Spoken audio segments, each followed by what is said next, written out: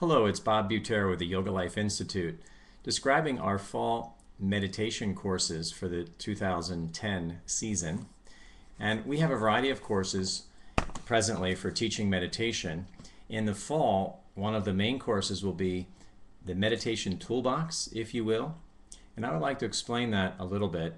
Any sophisticated meditation group, whether they promote it largely or not, will have a variety of techniques to gear a person up for meditation. They might teach breathing. They probably have an emphasis on positive thinking, being a kind person, being a compassionate person.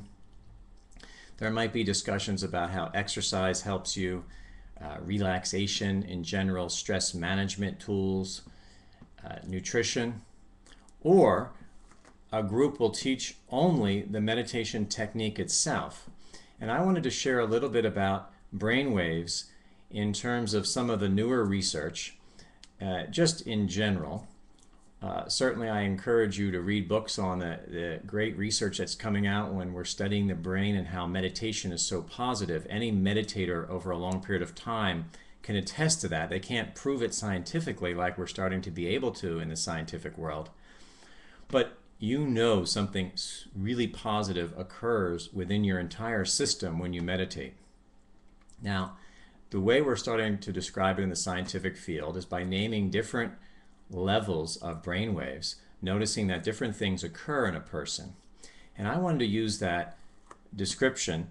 They have the beta waves as being the most crude waves, or the biggest. So that would be, if you're on the ocean, that would be the stormy season. You have the alpha, which are more manageable and more peaceful. And then you have the deeper theta, and lastly the delta, where they're very subtle.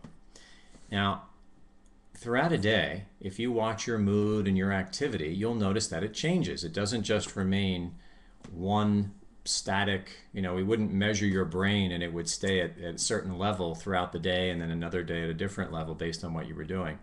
It changes. As a result, if you're working with a meditation practice that is geared to one of these degrees of brainwaves, you'll notice that you want to match the activity with where you're at, as opposed to forcing what could be a more stressed out mind from a busy day directly into a meditation that might take you into a deeper alpha or theta state when your mind is floating in the beta area. So our object in the fall is to outline ways that you're thinking throughout the day, your diet, your exercise, your overall lifestyle, to notice how that's affecting you, to see how you can use those same activities, even your work, as a time to practice cultivation of a quieter mind. And then we add in some exercises specifically for the five senses, namely the eyes and the ears, most notably, where we're bombarded with information throughout the day that can create disturbances of the mind. As we start to understand these things, we prepare ourselves for the meditation itself.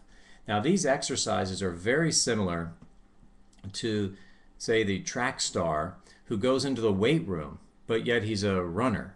So why would he lift weights? Wouldn't he just run? Well, of course, we know that training different aspects of the body will help with the running and the endurance. And the same thing is true with meditation.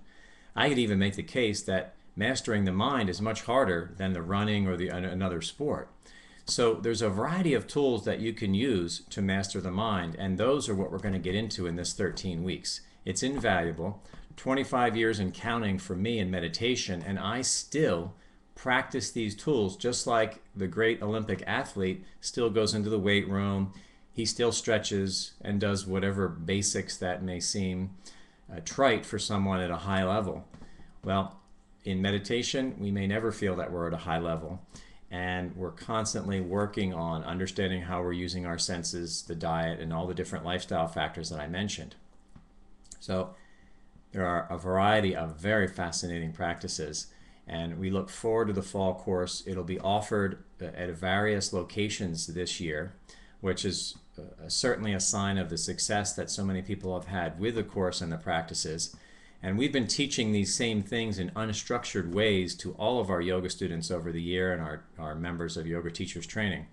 So I hope you'll have a wonderful class if you join the fall course. And I'll be seeing you on these video emails each week. Take care.